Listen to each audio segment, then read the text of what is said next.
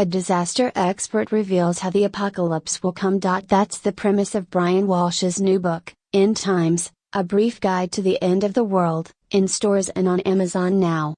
Walsh skips the small stuff and focuses on the things that might be able to end all of humanity. It's a fascinating and horrifying premise. During an interview with Walsh, who has been a science reporter for 15 years and is an editor at Time, we worked up a few scenarios and asked Walsh what the chances of survival were for each one. A 1 score means we have a pretty good shot of living in some capacity. A 10 means we're all totally screwed.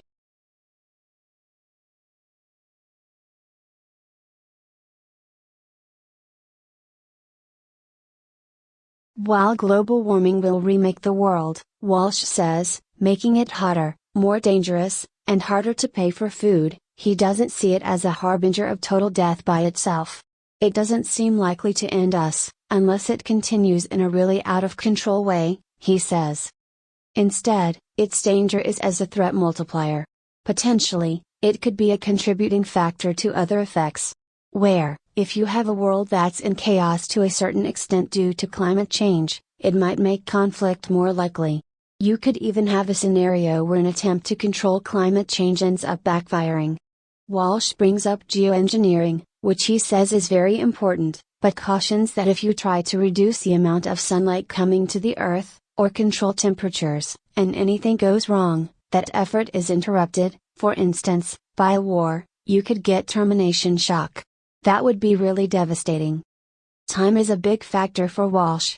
Global warming will occur slowly, over decades. Human beings are pretty good at adjusting to things as they unfold, he says. But a geoengineering accident could be sudden. When things change very quickly, then we're really in trouble.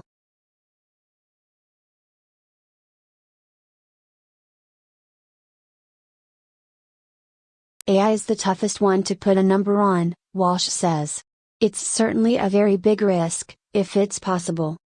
AI bringing on the end times has scared people like Elon Musk, who in 2014 called it the biggest existential threat facing humanity. More recently, Musk has said that as AI gets probably much smarter than humans, the relative intelligence ratio is probably similar to that between a person and a cat, maybe bigger. Walsh agrees with Musk that there's a potential threat in AI, but he's just not sure scientists could get there. It's entirely possible that the type of artificial superintelligence we're worried about here might just not be possible, he says. There may be something in the nature of biological intelligence that we can't really replicate in machines. There have been challenges in building AI today. Car companies trying to build driverless cars have come to accept that the complexity of human driving will take a long time for AI to understand. But if it is possible, that's a different thing. It's very hard to imagine how you control something that's so much smarter and so much faster than human beings. If an AI turned evil and decided to destroy humanity, Walsh predicts what's known as a fast takeoff, very quick action, too quick to establish a plan of fighting back. But there's also the chance that the AI might simply want to rule over humanity in some way, as opposed to total destruction. Humans might be completely irrelevant to its agenda, only facing punishment when there's pushback. Walsh points to Earth today, noting the large number of animals whose populations are under control. That would concern me, he says.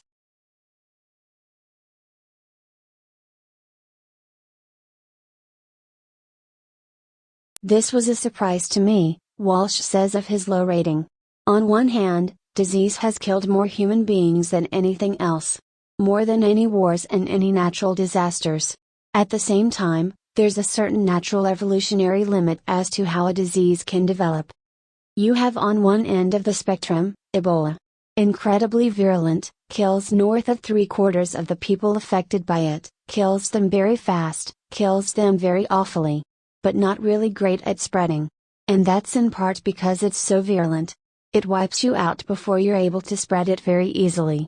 On the other end of the spectrum, the viruses that are most contagious tend to not really kill, like measles. Measles are incredibly contagious, but you're not bleeding out of your orifices.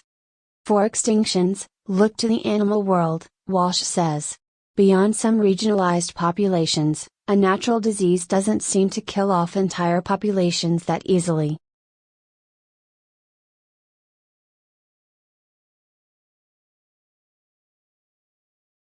One way a disease could travel with ease is through food, which people are eating more and more of each year. The Centers for Disease Control and Prevention, CDC, estimates that 48 million people get sick from a foodborne illness each year. When Steven Soderbergh's 2011 film Contagion featured bat guano poorly handled during food prep as the starting point of a disease that decimates the human population, one scientist called it one of the most accurate movies I have seen on infectious disease outbreaks of any type. Walsh agrees that there's a danger, even if it's on the lower side. The risk comes from our deeply connected world. The fact that we have such a globally connected world is great in so many ways, Walsh says, but in some ways, it only makes us as strong as the weakest link in the chain. That interconnectivity, which also creates the global food chain, could prove itself to be a risk.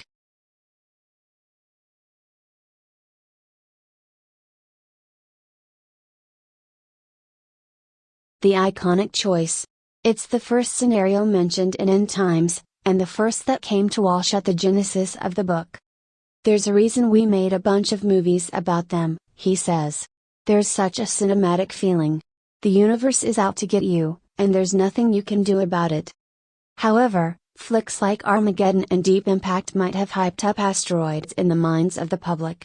When you look back at what's caused the big extinction waves, of which there's been 5, really only the dinosaur extinction was definitely caused by an asteroid. The one potential advantage to humanity is a warning system, which could hypothetically detect an asteroid much sooner than, say, an earthquake. There's no reason we couldn't develop a system to deflect one, Walsh says.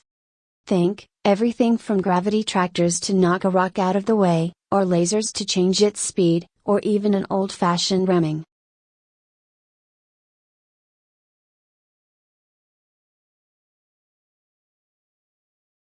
Volcanoes are underrated as a threat, Walsh says.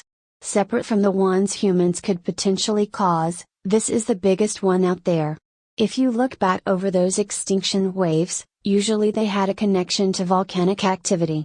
The biggest one, the Great Dying, where you had 90% of life on the planet pushed to extinction, occurred because of a massive volcanic eruption in Siberia. Supervolcanic explosions send ash and soot out in massive quantities, poisoning the atmosphere and creating global cooling at a rapid pace. The supervolcano essentially shuts off sunlight, so you have global cooling, Walsh says. They can bring down the global temperature by 15 degrees, making it very hard to survive. The last one was 26,500 years ago in New Zealand, Taupo, says Walsh. The one before that was in Indonesia, Toba, around 74,000 years ago. And that's one where scientists are sort of in disagreement, but there are some scientists who believe that that one brought human beings closer to extinction than ever before. Additionally, Walsh says, there's just less funding for volcano safety than other potential apocalyptic disasters. The US has a volcanic monitoring program, Walsh says, but the budget for that is like a third of the space defense program. A lot of countries with major volcanoes, like Indonesia, don't have anywhere near what the US has. So there's a lot we could be caught off guard with.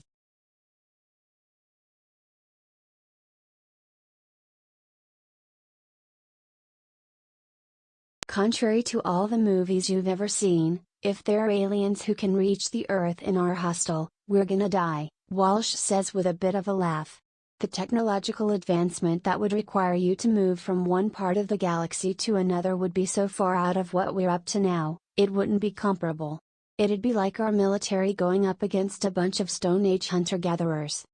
Of course, there's never been any proof of any life on any planet other than Earth, and humanity has been exploring for a while.